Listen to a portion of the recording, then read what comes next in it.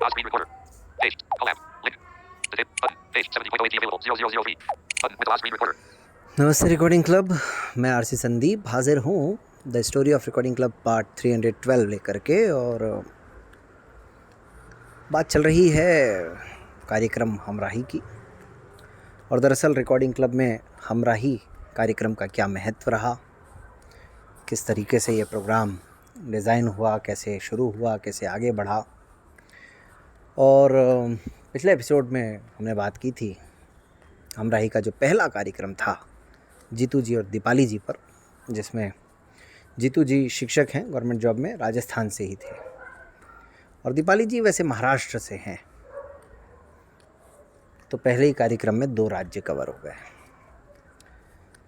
दूसरा कार्यक्रम, अब देखिए, पहला कार्यक्रम दिमाग में ये आ गया था कि किसके साथ करना है, लेकिन दूसरे कार्यक्रम के बारे में कुछ सोचा नहीं था कि किसके साथ करना है। तो जब जीतू जी के साथ रिकॉर्डिंग हुई तो फिर वही टेंशन सप्ताह भर कि भाई अगला भी तो रिकॉर्ड करके देना है। तभी मन में विचार आया कि यार, अपने एक बहुत पुराने साथी हैं और उनसे भी अपन बहुत अच्छी तरह से परिचित हैं, क्यों ना उन्हीं के साथ कार्यक्रम किया जाए। कौन साथी हैं? जब प्रश्न किया तो जवाब मिला भाई विनोद गढ़वाल। तो दूसरा एपिसोड विनोद गढ़वाल जी के साथ हुआ। और जिस तरह पहला कार्यक्रम YouTube पर अपलोड नहीं किया गया था, इस तरीके से दूसरा कार्यक्रम भी YouTube पर अपलोड नहीं किया गया था। तो पहला कार्यक्रम, जैसा कि मैंने बताया, 19 जुलाई को प्रसारित हुआ था। तो दूसरा कार्यक्रम 26 जुलाई 2020 को प्रसारित हुआ। तो ऐसे ही किसी दिन 26 जुलाई से ही पहले, जाहिर है, विनोद जी के साथ भी कार्यक्रम का समय तय हुआ। और विनोद जी के मामले में संकट ये था कि विनोद जी तो हमारे, उनको मैं हमेशा कहता हूँ कि वो एक ऐसी ट्रेन है जिनके स्टार्ट होने का स्टेशन है लेकिन रुकने का कोई स्टेशन नहीं है। उनको, मेरा कहने का मतलब ये कि बोलने के लिए कभी भी इंतज़ार करने की या किसी मौके की ज़रूरत नहीं पड़ती है। बोलने के लिए उनको जब मर्जी, जहाँ मर्जी आप खड़ा कर दीजिए, जितना मर्जी बुलवाना है बुलवा लीजिए, उनको कोई दिक्कत नहीं है। तो दरअसल वही बात आती है कि कार्यक्रम में संकट ये होता है ना कि भाई बुलवाएं क्या। तो मेरे लिए थोड़ा सा ये काम आसान था विनोद जी के मामले में, क्योंकि मुझे ज़्यादा बोलने की ज़रूरत थी नहीं, मुझे कम बोलना पड़ता और ज़्यादा काम अपने आप ही हो जाता था। अच्छा, एक इंटरेस्टिंग बात यह है कि उनकी जो श्रीमती जी हैं वो बिल्कुल ठीक, उनसे, विनोद जी से बिल्कुल विपरीत। उनको बुलवाने के लिए बड़ी मेहनत करनी पड़ती है आपको। वही सहज स्थिति थोड़ी सी मेरे साथ ये थी कि मैं भी परिचित उन लोगों से और वो भी परिचित 2017 से ही। तो आखिरकार उनकी श्रीमती जी भी तैयार हो गई कार्यक्रम में आने के लिए। और जब तैयार हो गई तो फिर अब संकट ये था कि प्रश्नों का उत्तर कैसे मिलेगा। लेकिन चलिए, कार्यक्रम जब रिकॉर्ड हुआ, आप लोगों ने सुना ही होगा, सब कुछ ठीक रहा, ऐसी कोई दिक्कत नहीं आई। इस कार्यक्रम में एक इंटरेस्टिंग बात ये रही कि शुरू में विनोद जी ने खुद भी ये माना, बाद में जब हमारी बातचीत हुई, हम जब इस पर चर्चा कर रहे थे, तो एक बात जिस पर हम दोनों सहमत थे कि यार, शुरू में जो थोड़ा सा परिचय वगैरह का मामला था वो थोड़ा ज़्यादा लंबा हो गया, वरना सवाल जवाब और भी हो सकते थे। लेकिन फिर भी ये कार्यक्रम भी बहुत पसंद किया गया। और साथ साथ मैं ये भी बताता चलूँ कि जहाँ पहले कार्यक्रम में जीतू जी पूर्ण रूप से दृष्टिबाधित, दीपाली जी दृष्टिवान, इस दूसरे कार्यक्रम में विनोद जी को कुछ थोड़ा बहुत दिखाई देता है और माया जी तकरीबन लो विज़न, और दोनों ही मध्य प्रदेश के निवासी, यानी दूसरे कार्यक्रम में 3 राज्य कवर हो गए। इनकी भी अपनी कहानी बड़ी दिलचस्प थी। और इन दिनों इन कार्यक्रमों में बीच में सॉन्ग भी बजवाया जाता था, ये मैंने आपको पिछले कार्यक्रम में भी बताया, जिन्होंने सुना है। अच्छा, जवाब किसी ने नहीं दिया आज मैंने जो प्रश्न पूछा था उसका। खैर कोई नहीं। तो जवाब तो यही है, विनोद जी और माया जी थे उस कार्यक्रम में हमारे मेहमान, हमारे कोर टीम का हिस्सा भी हैं विनोद भाई। तो इन्होंने जो सॉन्ग सुनवाया था श्रोताओं को वो था ज़िंदगी का सफ़र है ये कैसा सफ़र, कोई समझा नहीं कोई जाना नहीं। तो अब ये 2 कार्यक्रम हो गए।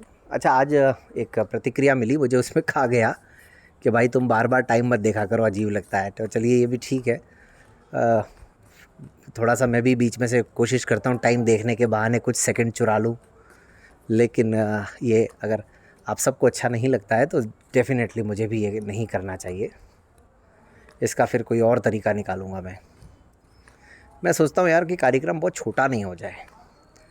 अच्छा, एक बात और मेरे आज दिमाग में आई, ध्यान में आई, जब मैं पुरानी कहानियाँ शेयर कर रहा हूँ आपके साथ, तो कि शुरू में यार ये the story of recording club 7 दिन में आता था, लेकिन होता मात्र 10 मिनट का ही था। तो इसको मुझे भी बहुत ज़्यादा लंबा करने की आवश्यकता शायद है नहीं, 10-12 मिनट तक का है तो ठीक है, उतना ही आप लोग सुन लें तो बहुत है। तो मैं ये भी कोशिश करूँगा कि कार्यक्रम अब तो जबकि रोज़ आ रहा है भाई, तब तो 7 दिन में एक बार आता था। 6 मैंने अभी तक एपिसोड डाले हैं पुराने, 1 से लेकर के 6 तक, और 6 के 6 में मैंने ये देखा लगभग 10 मिनट का एवरेज है। तो अब कहानी ये हुई कि इस समय तक, यानी विनोद जी का प्रोग्राम रिकॉर्ड होने तक, इस हमराही कार्यक्रम ने तहलका मचा दिया था, धूम मचा दी थी, चारों तरफ चर्चा ही चर्चा हो गई थी। और पता नहीं हमारी टीम में आपस में बातचीत में या फ़ोन पर बातचीत में या कैसे, कहाँ कहीं बातचीत में विनोद भाई ने मुझे कहा कि यार संदीप भाई यूट्यूब पर क्यों नहीं डाल रहे पर इनको। अरे मैंने कहा यार वो गाना वाना बजता है, कहीं कोई कॉपीराइट आ जाए और कुछ हो जाए, और फिर पता नहीं कितने लोग सुनेंगे, मज़ा आएगा कि नहीं आएगा। तो फिर मैंने कहा यार फिर इस चक्कर में कौन पड़े। तो उन्होंने कहा हाँ बात तो ठीक है आपकी। उन्होंने कहा फिर भी देखो कोशिश करो। फिर मैंने रेडियो मधुबन वालों से भी बात की, उन्होंने भी कहा भाई हमें क्या आपत्ति, आप प्रोग्राम करके दे रहे हैं। और मुझे भी लगा जब इतना चर्चा है इस कार्यक्रम का तो एक बार ट्राई करने में क्या जाता है। तो कुल मिलाकर के जवाब ये है कि तीसरा प्रोग्राम जो प्रसारित हुआ था 2 अगस्त 2020 को, और उस 2 अगस्त के कार्यक्रम से ही हमने YouTube पर अपलोड करना शुरू किया। हालांकि वो 4 अगस्त को अपलोड हुआ था, 4 अगस्त 2020 को।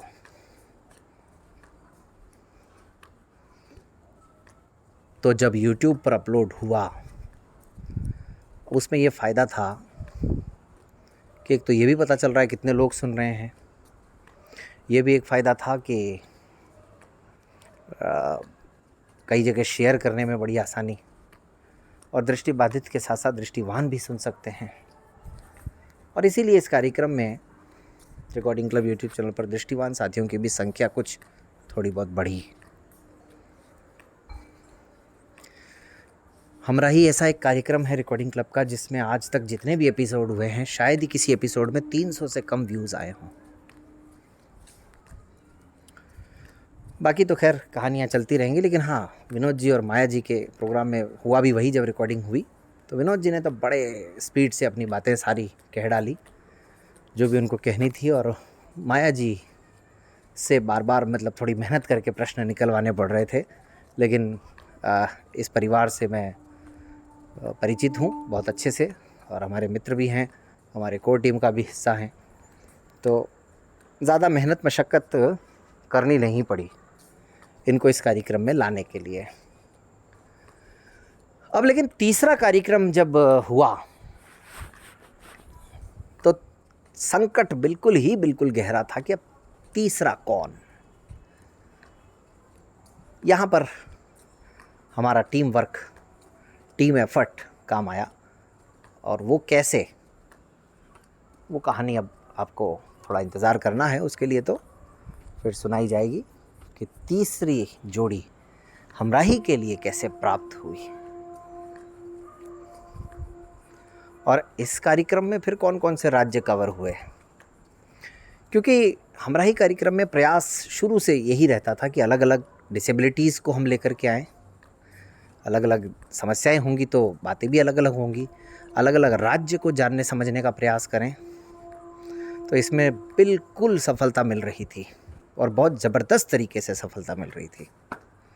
खैर, लेकिन अब आज मैंने कोशिश की है कि समय ना देखूं, और मुझे नहीं पता समय कितना हो गया, लेकिन फिर मिलूँगा बहुत जल्द। 10 मिनट तो हो ही गए, चलिए फिर मिलते हैं। अरे कहाँ है, चलिए शुभ रात्रि।